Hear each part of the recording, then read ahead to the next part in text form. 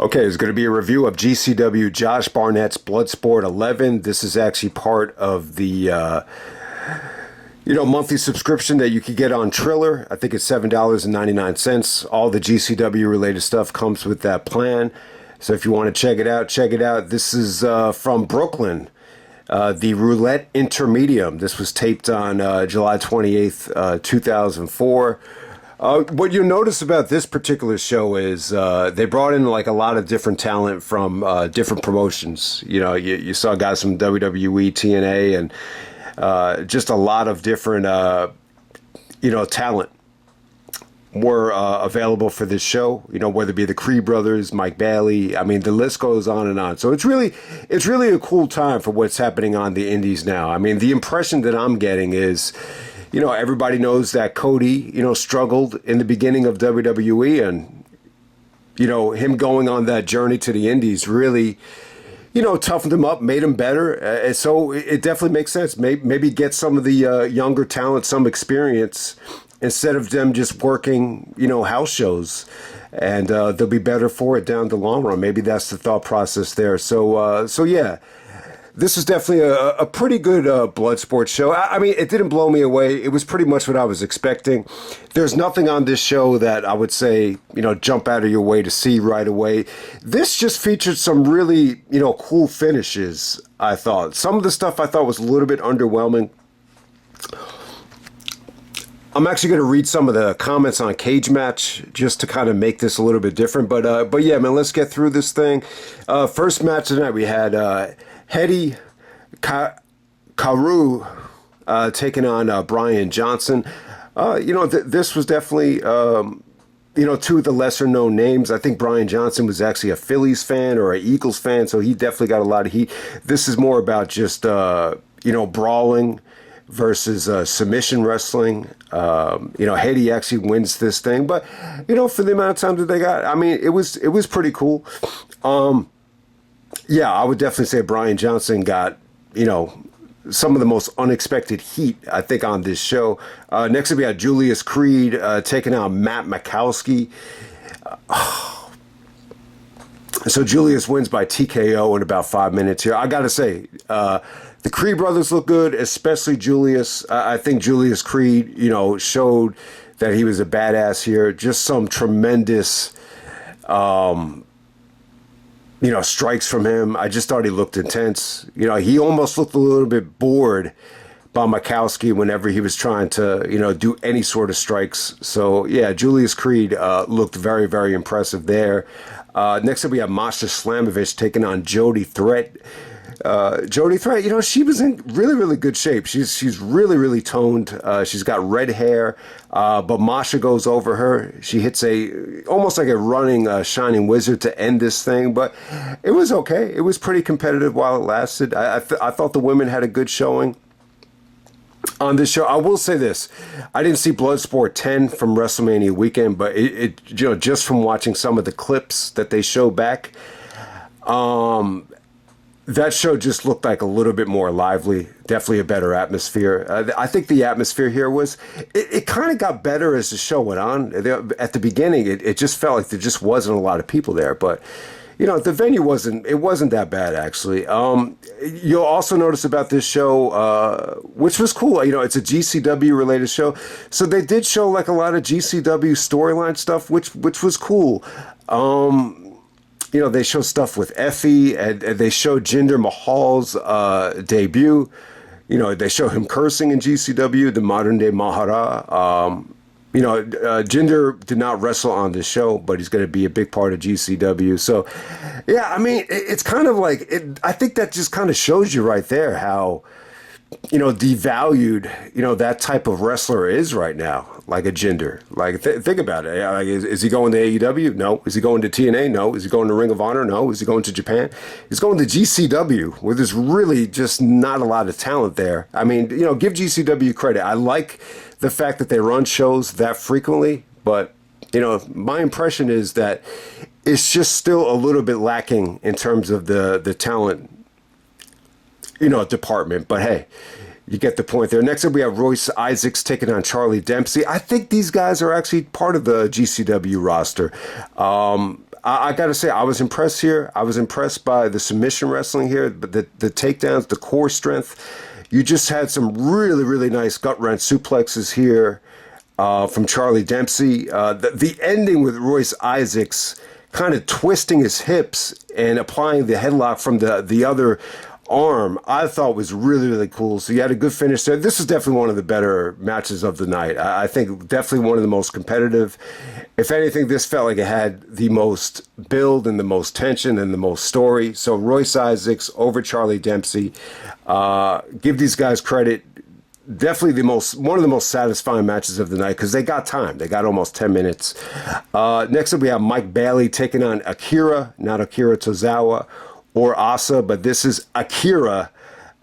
Mike Bailey wins in under 3 minutes here. Ending was sweet as hell. This got bloody. Mike Bailey came out right away with the rapid fire kicks, and Jesus Christ, that ending is sweet as hell with Bailey just kicking him right in the face, and all the blood is coming out. The code of honor is awesome too. You get a handshake and a middle finger at the same time. I guess that's a sign of respect.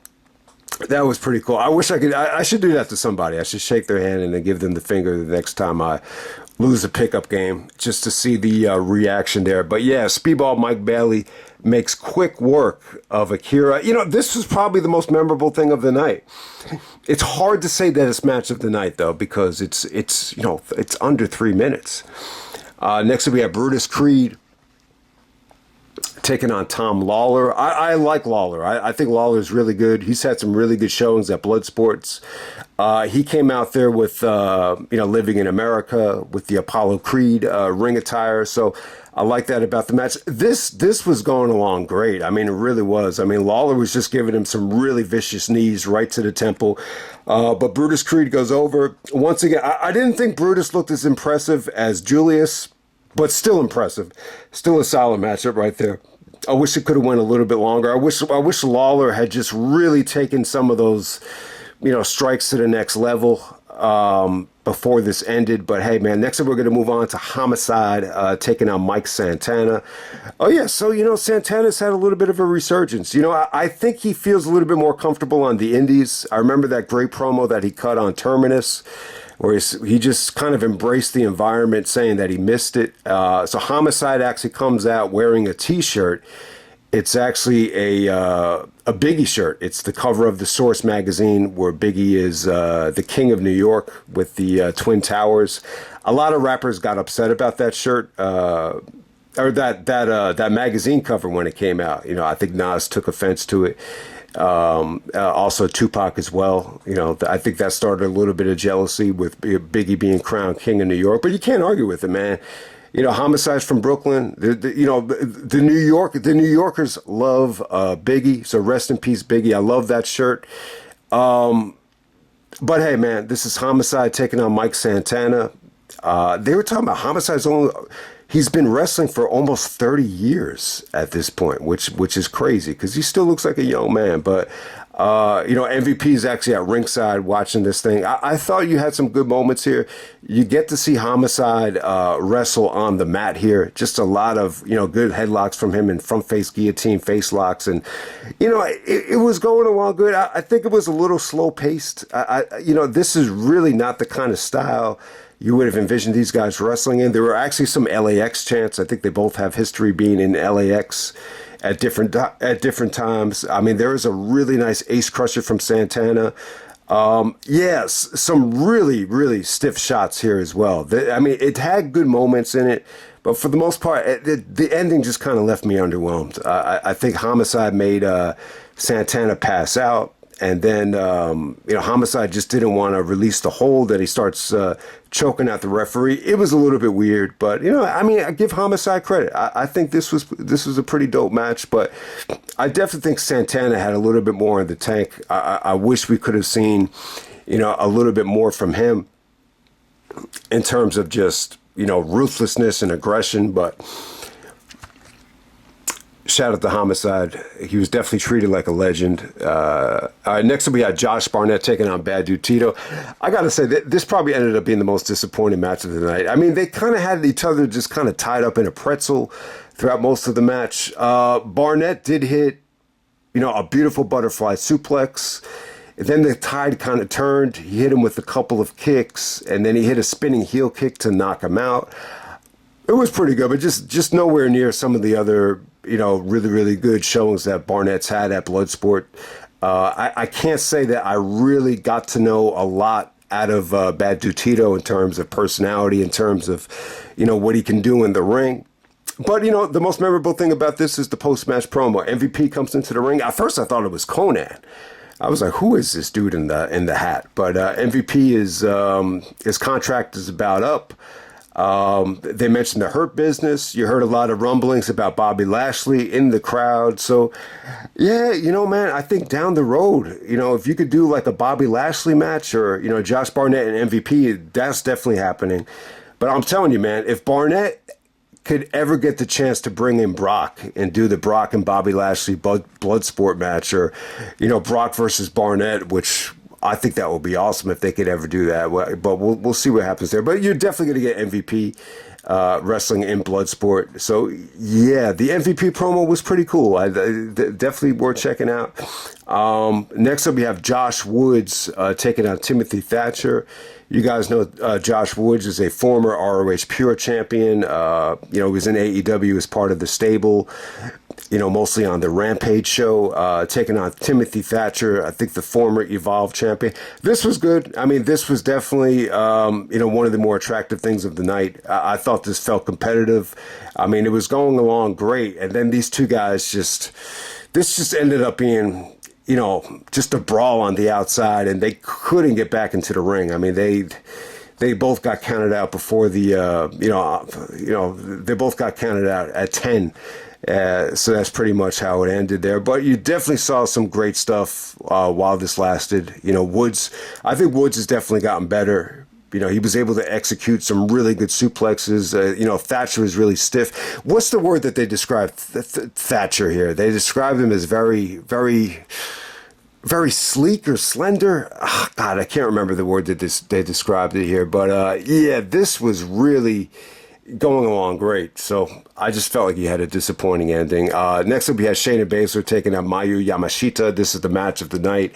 I thought this was great stuff. Yamashita looked great here. She was able to do like a Cobra clutch and, just did some really good stuff out of the Cobra clutch. They even mentioned, DiBiase would have never tried that shit. He said, and then they were like, not to pick on you, Teddy. So I thought that was really, really funny. Just the way Yamashita actually used the ring post to do it insecurity. She kind of used it as leverage to do like a, springboard insecurity with it. It was really, really cool. But yeah, Shayna had a good showing here, man. Shayna kind of overwhelmed her. There was a beautiful, Shayna had a beautiful catch to one of Yamashita's kicks and countered it into a tombstone to knock her out. It was a pretty cool ending. Shayna cut a really good promo. Yeah, I mean, it was all right. It was a pretty good Bloodsport. I definitely think this is probably one of the weaker ones.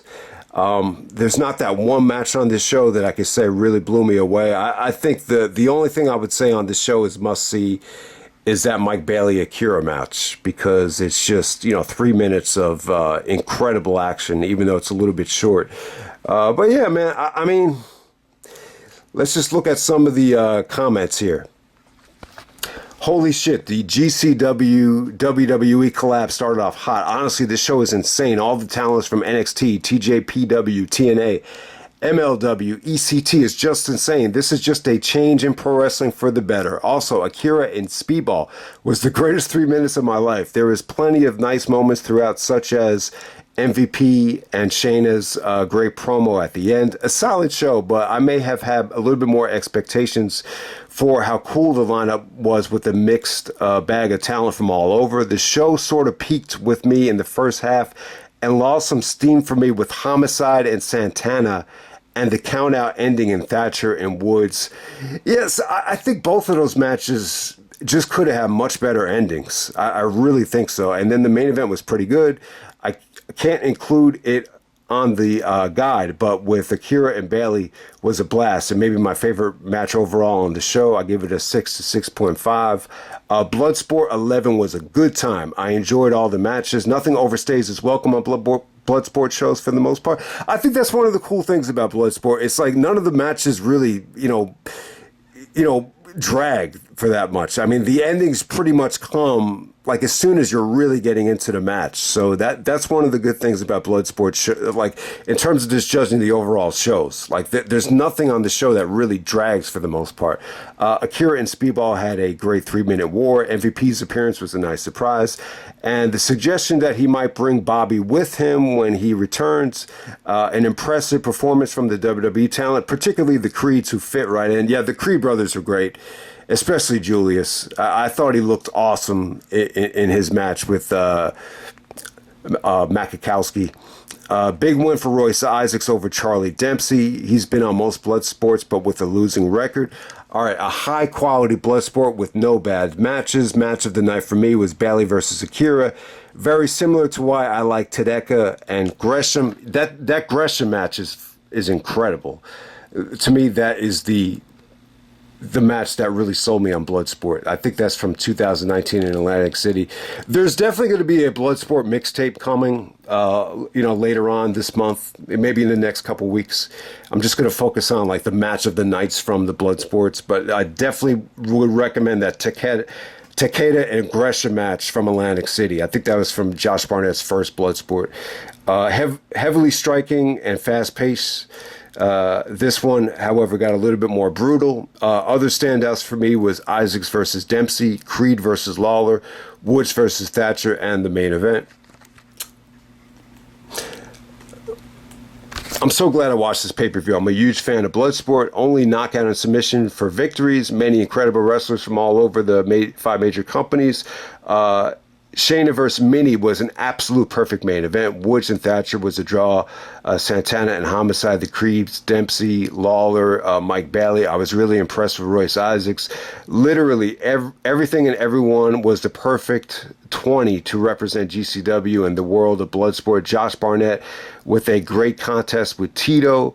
Then out of nowhere, MVP shows up implying that he's not resigning with WWE as he stated, company. I will not mention he's back and ain't retiring yet. Then Josh with a huge tease of the Hurt Business and sounding like they can reform and show up anytime. Glad I've seen now 10 and 11 of Bloodsport. We'll definitely have to check out prior events. Very excited on many things to come. But overall, was an incredible showing of incredible pure wrestling, hard-hitting style. Then Mike Bailey knockout kick was disgustingly amazing. Shayna hitting the tombstone KO. I could go on, man. They blew it out of the park. Well, let's not get carried away here. Yeah, this kid gave it a 10. From that write-up right there, you'd think this was like the show of the year. But hey, man, I'm glad that kid liked the show. I was able to attend the show last night. It was an absolute blast. While I'm not normally locked in on GCW and haven't watched a full Bloodsport show before, this strong group of wrestlers from various promotions on the show brought me in. And man, they did deliver. The Julius Creed Matt Makowski match was by far my favorite, with the main event a close second. I will definitely be locked in on Bloodsport going forward. This show was a bunch of fun, with Bloodsport once again delivering on not a lot of other companies can achieve. Realistic fights in pro wrestling format. Josh Barnett's ability to bring these performers from all different promotions under one banner is something that has to be praised. Matches you didn't think were possible, and the fact that you had WWE, AEW, ROH, New Japan, TNA, MLW, TJPW, and more all represented is amazing. Go out of your way to watch Speedball and AKIRA, Dempsey and Isaacs, Creed and Makowski, and Baszler and Yamashita, as all were different and brought the vibes that Bloodsport thrives. And so, yeah, man, I like these write-ups. I think they actually make the show feel a little bit more impressive. I think the key to it is just the different amount of styles and just the realistic. I think they're trying to bring more of a realistic feel with Bloodsport. And sometimes our brains aren't really used to it. We're so used to, you know, the over delivering with pro wrestling where, you know, you would just expect some, you know, some of these matches, if you're going to get the main event, you're going to get that spot that it's supposed to take you on that roller coaster ride no matter what. But I think when you look at it from the standpoint of, all right, this match is going to be a different style, this is going to be a quick match, and this is going to be, you know, just a little bit of a, you know, realistic, you know, feel just to kind of continue that theme. You can look at the show from a different standpoint. So I'll just end it right there, man. That's Bloodsport 11 from Brooklyn, and I'm out.